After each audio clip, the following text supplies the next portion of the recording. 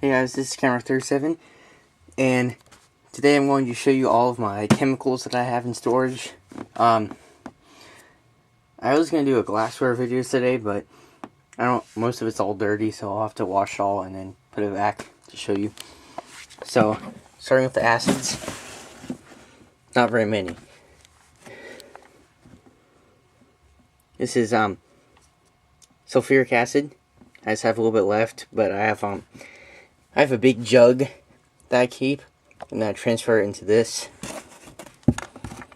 And I have a little bit of hydrochloric acid, but it's easy enough to make with sulfuric acid. You just pour it into salt, and you can get a weak solution. You can concentrate it. Oxidizers. Potassium dichromate. This is a really old bottle. It's from Merck. I think it's from like the 60s maybe. This was found actually in garbage. It was just, I guess it was just on the ground next to the garbage can or something. I don't know. Someone found it for me, gave it to me. I have ammonium dichromate. So ammonium and potassium. They really do some of the same stuff for what I do with it. It's just the dichromate part that reacts for what I use. I use it for making the gallium beating heart reaction more than anything. But obviously potassium, ammonium, you can do different things with those. Here's some 30% hydrogen peroxide. Sorry it takes me a minute to remember. I'm starting to remember their actual chemical names. H2O2. So it's harder for me to actually remember the name. And up here, I'm going to give you a better view. This is in my closet. I don't want to move it around because I have a lot of junk in here, and sometimes my name will like wind up in a video or something and I'll have to remove it. So I have a lot of hydrogen peroxide. This is at the dollar store. I have some concentrated, a big bottle of it in here that I made one day. And this is iron sulfate and copper metal. I'm working on that right now to get some iron sulfate. That's just iron and copper sulfate. And then back here, oops, it's fine. Here, I have little lights actually, and my shelf's pretty handy. I have, what is this actually? Okay, this is ethanol. I think this is hydrogen peroxide. I'll find out if I don't know. This is hydrogen peroxide. So 91% isopropyl alcohol. And I have a bunch of 50 ones back here. And then I think downstairs I have a 71 and then a 50 in a big bottle like that. So I have a lot of alcohol for what do I usually do with it? I don't remember. I used to do all kinds of stuff with it. Oh, that's right, you put salt in it and you put it in a separatory funnel and then you can concentrate it. So up here I have a big thing of salt. This is for pickling. My acetone's empty. I used it all. I have some more outside. A bunch of salt. This is all my salt. Some more alcohol.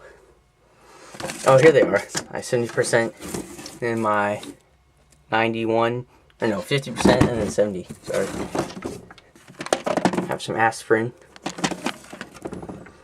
I just made this. It's really pretty. It's copper chloride. I'll show you a video on. I'm doing a bunch of copper chemistry right now, and I'm gonna have to edit with that. So that one will probably come in the summertime when I can actually edit. Sorry, my computer here. I'll actually show it to you. It has like it had some kind of virus, and so now it's really slow, and even Movie Maker crashes now. So I can't really edit anything, and my other editing program is really complicated, and I don't really understand how it works. So sorry about that. It really sucks, but I have to do more school stuff now anyway, since it's still school. So hopefully in the summer I can my plan is to get a job, and then I can buy another computer and make my own computer and make it really fast, and buy some editing software and stuff. So copper chloride. Here's anhydrous magnesium sulfate, which I'll show you in a video how to make that. It's really simple. You just heat it and dehydrate it, but there is a method to it because it will burn and stuff and turn black, which I made some today and it was kind of blackish. So this is actually a really good color, which is surprising. It's my first batch I ever made too. You can use it for, it absorbs water. It rehydrates when you put it in water. So it's used in reactions to absorb water. And it's actually extremely exothermic if you put water in it. It rehydrates and makes a lot of heat. I have some powdered aspirin. I saw a video on using powdered aspirin, but now I can't remember what it was for, so I'll just have to save it for something else, I guess. Some powdered sugar in a container here. That's for pyrotechnics, when I started doing pyrotechnics. I've already used it a little bit. I'll show you a video. I've been making some like some really flammable substances, I guess that's all you could really call it, and they burn really well. I put some potassium nitrate in some of them, so it works really well. Here's some Pepto-Bismol, also known as, I guess, just bismuth. That's what actually this was called. It was just called bismuth powder, I'm pretty sure, or no, bismuth tablets for upset stomachs. And I just powderized it with a mortar and pestle. And this is actually $3 worth, so you can see how little powder you actually get. I'll show you a video on making this into bismuth metal. I already have a little bit actually here. Let me show you. Here's the filter papers on it. It's very little, so you need a lot of it at once to show you. So that's why I haven't made a video yet, because it'll take some money to do it. But you can just see the black bismuth powder there. And then here's some copper oxide I just made. I'll show you also. I'll make all of my copper compounds together and make that like one 30-minute long video. I'm going to try to do that as soon as possible because I can't edit, like I just said. So it'll have to be one run through and it'll probably be 30 minutes. Copper oxide. Some lye, which is sodium hydroxide. Here's a little bit of chloroform I made. Also some more in here. Not very much. But it's kind of useful, and you can do some stuff with it. Maybe I'll make some videos on it. Now this sodium bisulfate I made, it's an accidental reaction that I made. I think it was sulfuric acid and salt which made this, and hydrochloric gas, which that's what I was trying to make. So I accidentally got this, and I don't know what to do with it. Some hexamine, which I'll show you also some more videos on, including this. It just burns, that's what it's for. Some manganese dioxide, manganese oxide. Pretty sure it's manganese oxide, yeah. This is really useful. I got this from the lamp battery video. And one reaction that most people will show you in videos is H2SO4. Jeez, what is that? Hydrogen peroxide, sorry. Mixed with this, and it makes oxygen gas. Some denatured alcohol for alcohol lamps. Oh, I put it burns you. Oh, it's flammable. Maybe that's what I meant. I'm not sure. What else? Some Vienna sausages. Perfect place to store your chemicals, because it's pretty much how they are. What is this?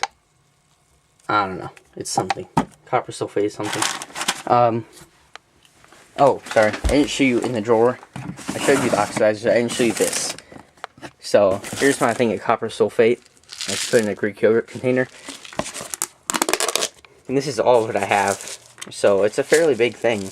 I got it for free because I know someone who works in, like, for the city, you know, and then they use it for treating grass, or what'd you use it for?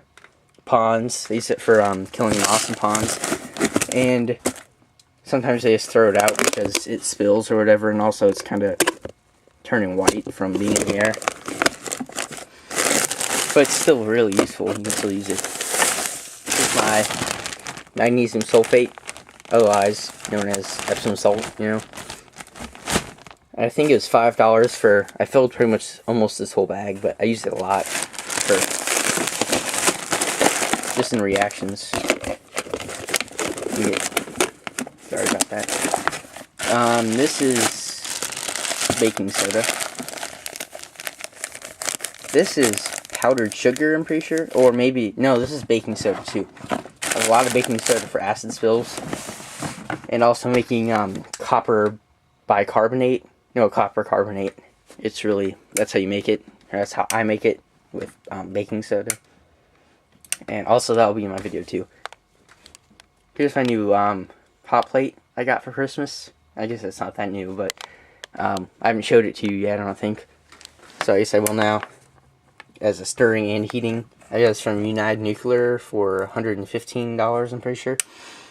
One thing you should know if you get one is you can't use any like extension cord. It has to be rated for whatever gauge this is, because it takes a lot of energy to heat, you know. So it will melt your wires if you put it in like a low power one. So you have to make sure it's can handle that much energy going through, that much electricity, I mean. So, pretty sure that's about it. More baking soda.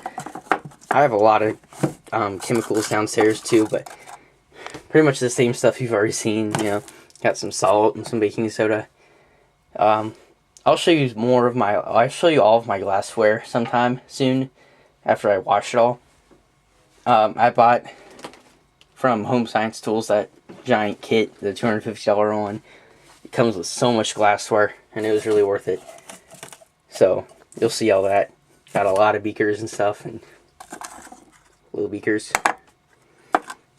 So, thanks for watching. Like I said, I'm going to try to do videos like this more, where it's unedited completely, just so I can actually upload it, because I can't edit right now, so that really sucks, but I'll try to make some more videos soon here. Sorry I've made in a while, but you'll see some more soon. So, thanks for watching. Please comment, rate, and subscribe.